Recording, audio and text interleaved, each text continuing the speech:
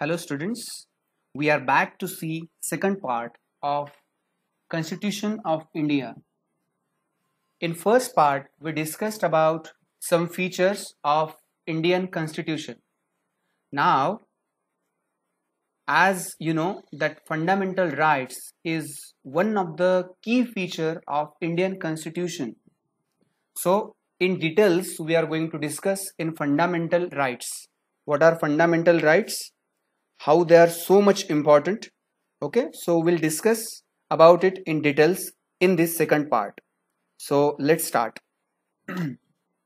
Yes, fundamental rights. uh, the section on fundamental rights has often been referred to as the conscience of the Indian Constitution. Fundamental rights is considered to be the heart of every constitution. You know why? As I told you in my first lecture about Indian Constitution, that we elect political leaders, then they will become prime minister, chief minister. But once they are elected, do they have supreme power or absolute power that they can take any decision whatever they want? No. There are also some procedure, rules and regulations, laws by which they have to take their decision, and those rules and regulations are written in our constitution. So constitution is at apex. All other institutions, they are this uh, below this constitution.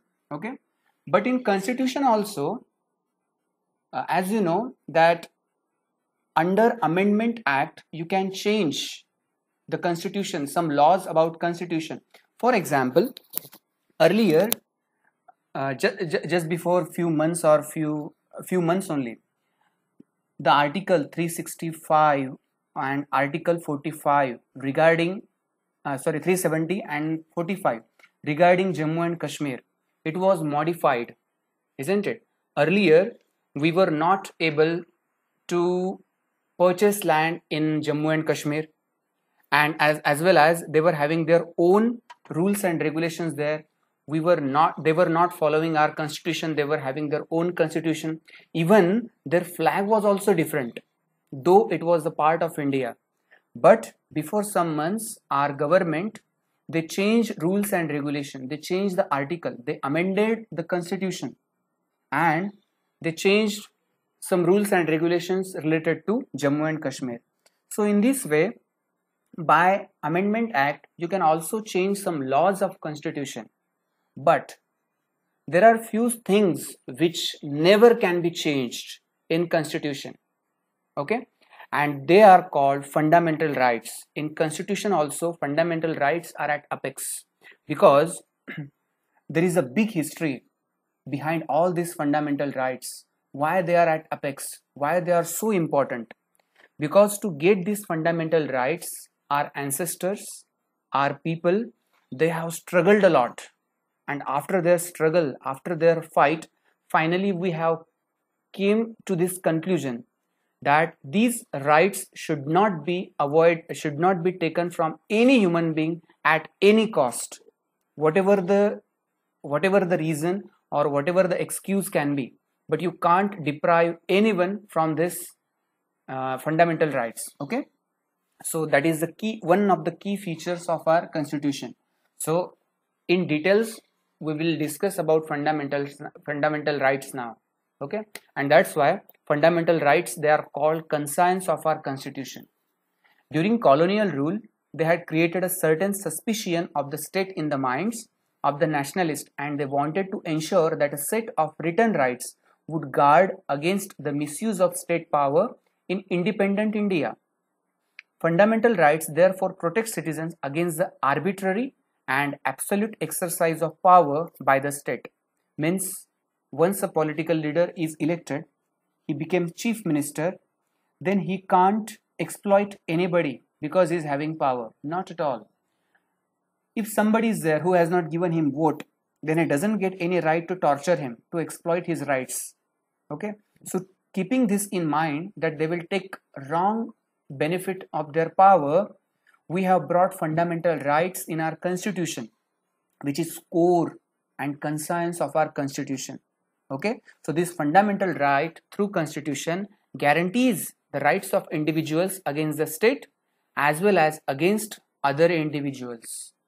If any government or state government, if they are exploiting these fundamental rights, then even a single human being, he is having authority to go in directly Supreme Court also to fight against his fundamental rights. So at any cost, this fundamental right should not be exploited. Okay, so let's see which are those fundamental rights.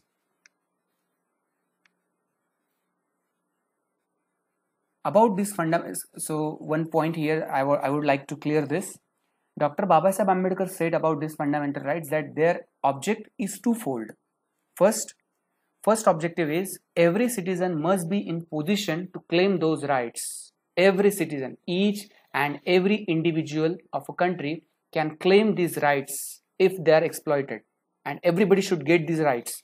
And secondly, these rights must be binding upon every authority that has got the power to make laws. And when any political party is elected, they got the power, and if they are going to articulate or if they are going to make new law, then they must be bound by these fundamental rights.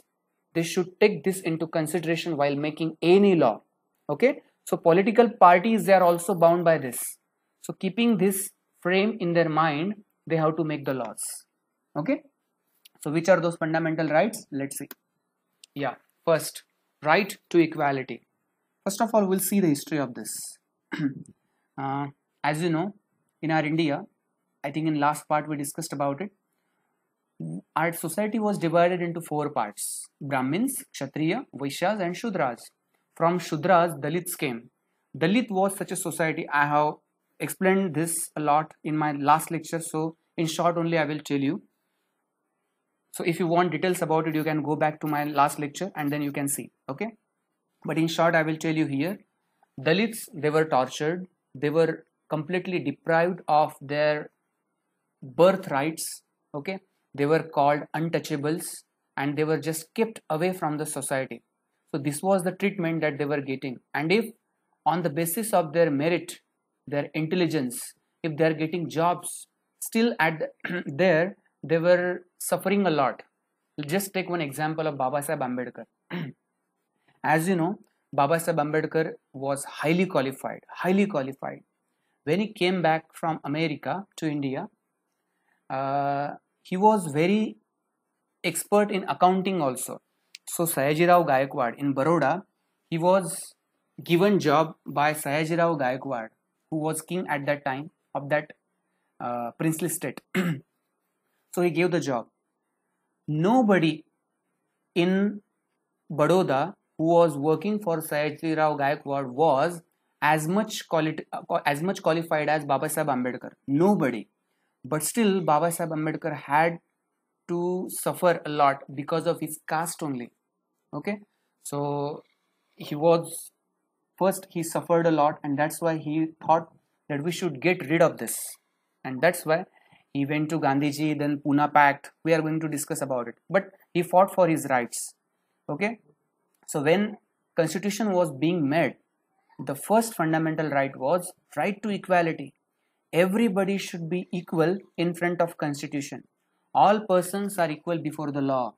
This means that all persons shall be equally protected by the laws of the country. It also states that no citizen can be discriminated against on the basis of their religion, caste, or sex. Every person has access to all public places, including playgrounds, hotels, shops, etc. You know why they are saying here so? Because earlier, these people, they were not having access to all these facilities, playgrounds, hotels, shops, wells. They had to have their different one. Okay, the state cannot discriminate against anyone in matters of employment. If employment is there, then it should be open for all. You can't discriminate on the basis of religion or caste. But there are exceptions to this that you will read about later in this book. The practice of untouchability has also been abolished. Okay, and under the Atrocity Act, you might have heard about this act. If any uh, Dalit, he is tortured on the basis of his caste, then the person who is torturing him, he will be sent to jail under this atrocity act. Okay, so it is very sensitive act. So by this we abolished untouchability also. So in short, we all are equal in front of the law, whether you are prime minister, chief minister, or a common man. All are equal. From which community, from which religion, from which caste you are coming from, that doesn't matter. If you have done the crime, you will be equally treated, and if you have done good job, then you will be equally rewarded. Okay, so this is the first right, right to equality. Second fundamental right is right to freedom. This includes the right to freedom of speech and expression. You know, in Russia, it's not possible. Means if you are speaking anything against your government, then their spies are moving here and there in the country. And if they find that somebody is talking against the government, then they will take them, and he will never come back to civil society again. In China also it happens. Means against government or whatever your thoughts that you can't express, what you feel that you can't speak. But in India, in our constitution, we have given right to freedom, and under this we have right to speech and expression. If you want anything wrong, if you feel anything wrong, or if you want to criticize our government, you are free to write in newspaper, you are free to speak in interview, you are free to broadcast this online. Nobody will stop you. Okay, but only the thing is you should be having proof of that. Okay, so keep this in mind. So you can criticize them, no problem, but still nobody will capture you, and nobody will send you into the prison. The right to form associations, you can form unions, you can form associations, you will be having your own groups, you can form NGOs. Okay, so whatever your ideology, for that ideology you can form associations. As you know, RSS is one of the biggest association of the world, okay, which is running in our India. So you can form associations. Then right to move freely and reside in any part of the country. Okay, as you know, when we got independence, at that time there were 565 princely states. India was divided into small units. Then Sardar Vallabhbhai came and he united all the states. But still, when it was united, now from Jammu and Kashmir to Kanyakumari, you can move anywhere, isn't it? From Manipur, Arunachal Pradesh to Gujarat, you can move anywhere. Nobody is going to stop you. You can reside there also. You can take your home and you can live there. It's not, it is not restricted that if you are Maharashtrian, then only in Maharashtra you can live. No, you can go to Gujarat, you can go to Andhra Pradesh, and you can reside there.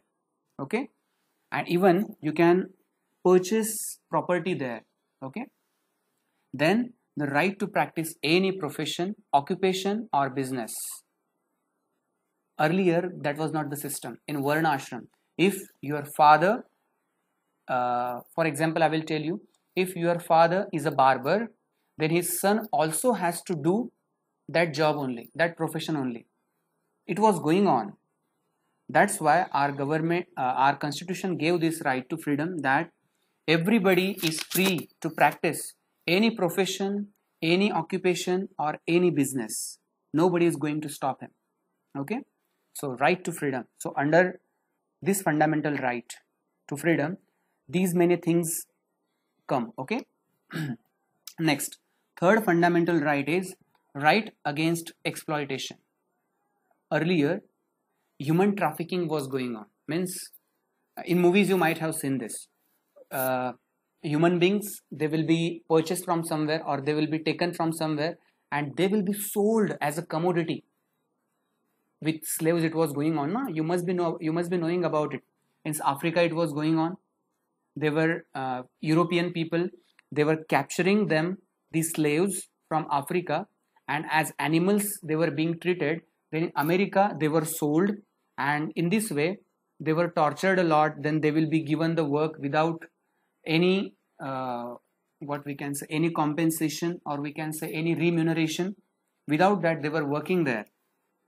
So this human trafficking, it will be stopped. Okay, then forced labor, you can't force anyone to work. If he wants to work, he will work. If he wants to leave the work, he can leave at any time.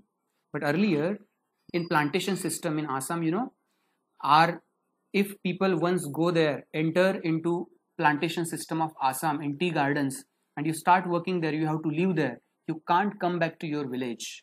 Bonded labor, forced labor. Okay. And next, the students or the children, those who are below 14, they will not be engaged in work. They will not do employment. Then what they will do? If any person is engaging any boy, and if government finds, then that person will be accused. Then the question arises, if somebody is not able to stay at home, he has to work, then what he will do? That's why government has brought many facilities for the children. Okay, as you know, that till 14, it means till 8th standard, 9th standard, the education is completely free. Not only free, even government is giving them all the facilities, books, dresses, even food, one-time food, one-day meal, isn't it?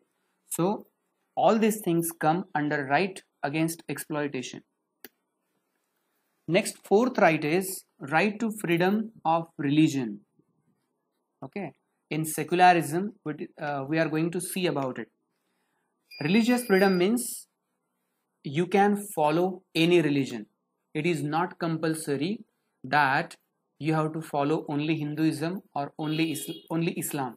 Every person has the right to practice, profess, and propagate. You can practice Hinduism, then you can speak about Hinduism, and you can spread the message of Hinduism everywhere. And if any Hindu thinks that some ideology or some ideas of Hinduism I don't like, I want to get converted into Islam or Christianity, doors of all these two religions are open for him. Only the thing is, into bracket, you must be knowing this, society should accept him. Okay, law accept this, but society will accept or not, it depends on the mindset of the society of that specific area. Okay, so right to freedom means you can accept, you can profess, you can propagate, and you can practice any religion in our India. So we are secular. In this way, we are secular country. Then fifth fundamental right is cultural and educational right. What this right says? The Constitution states that all minorities, religious or linguistic, can set up their own educational institution in order to preserve and develop their own culture. That's why you might have seen many convent schools are there, where some doctrines or some ideologies, some ideas, some sermons of Christianity are taught along with other sciences. Then mothers are there. Then in Hindu tradition, gurukuls are there. Okay, so you can start your own schools, and there you can propagate your religion, no problem. You are free to open your own schools, but only religion should not be taught there. It should be taught along with other sciences also. Okay, next, so this is cultural and educational rights. Okay, next, right to constitutional remedies. Very important this is. This allows citizens to move the court if they believe that any of their fundamental rights have been violated by the state. See, as I told you earlier, even a single person he finds that his fundamental right is being violated by the state, then he can approach courts. Definitely he has to go step by step, district court, high court, then Supreme Court, like this. Okay, so this is right to constitutional remedies. So my students, in this way, these are 6 fundamental rights which cannot be violated in any cost.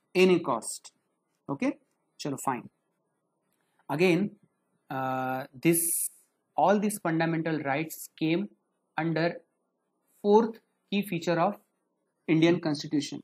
Okay, now we'll see fifth key feature of our Indian Constitution, that is secularism. What do you mean by secularism? India is a secular country. Secular country means where there will be no official or national religion. You are free to practice, profess and propagate any religion, but government will not give support to that specific religion. It will be open for all. Okay, government will consider them as a human beings only. From which religion you are coming, it will not matter. If any case comes to Supreme Court, and when judge is going to give the judgment, he will not see from which religion he is coming. Just on the basis of proofs, witness and crime, he will give the punishment or relief. Okay, so that is secularism. A secular state is one in which the state does not officially promote any one religion as the state religion. You now understand the ways in which a country's history often determines the kind of constitution that a country adopts for itself. The constitution plays a crucial role in laying out the ideals that we would like all citizens of the country to adhere to, including the representatives that we elect to rule us. Just like in the game of football, a change of constitutive rules will affect the game. Indian Constitution has been amended over the years to reflect new concerns of the polity. Often a major change in the constitution means a change in the fundamental nature of the country. We saw this in the case of Nepal and how it needs to adopt a new constitution after it has recently become a democratic society. Okay, so these are some words: arbitrary. Arbitrary means randomly. Ideal, principles of a society, and polity. Okay, so here we finish the lesson. I hope till here this lesson is very clear to you. Still, as you know, if you have any doubts, doors are always open. Thank you so much. Have a nice day.